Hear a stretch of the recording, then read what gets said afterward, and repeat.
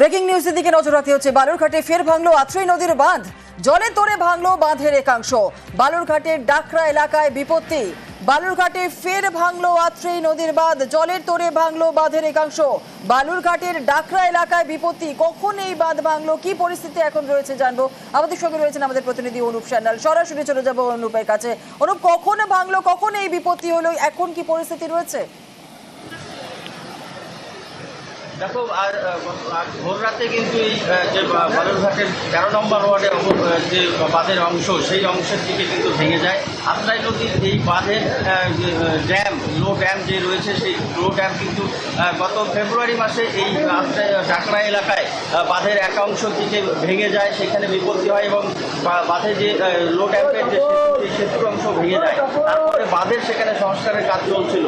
এই মুহূর্তে নদীর জল কয়েকদিন বৃষ্টির কারণে জলের পরিমাণ কিন্তু বেড়ে যায়, যে কারণে জলের তোড়ে হয়তো এই লো ড্যামের যে অংশ, যে নদীর চন্দ্রপুর দিকটার যে অংশ, সেই অংশের কিন্তু ভোর রাতে ভেঙে গিয়েছে।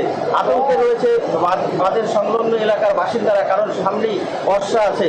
সেই সময় তারা কি করবে, এবং এই যে বাঁধের যে 13 নম্বর ওয়ার্ডের দিককার যে অংশ, সেই নদীর যে পাড়, সেই পাড়ের যে জলের তোড় তার বেশি থাকার কারণে কিন্তু যে আগামীতে বর্ষা বেশি হলে সেই সময় বাঁধ ভেঙে তাদের বিপত্তি হতে পারে, এই আশঙ্কা কিন্তু করছেন। এই মুহূর্তে সেচ দপ্তরের আধিকারিকরা নদী সংলগ্ন যে অংশ, সেই অংশের এলাকায় এসে পরিদর্শন করছেন।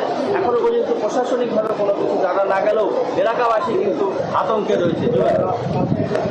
ধন্যবাদ। রাত্রে 2টার দিকে ভাঙছে, নিচ দিয়ে জল দিচ্ছিল, তার জন্য ভেঙে গেছে। উঠে দেখি যে কিসের শব্দ, দেখছি যে মানে সামনের দিকটা যে গেটটা জল মানে খুলে বার করে ওই দিক মানে তার পাশেরটা ভেঙে নিচে ডাউন হয়ে বসে গেছে। রাত্রের মধ্যে বৃষ্টি হয়েছিল হালকা করে, তারপরে পরবর্তীতে এটা ঘটনা ঘটছে। ভালো বিপজ্জনক আছে।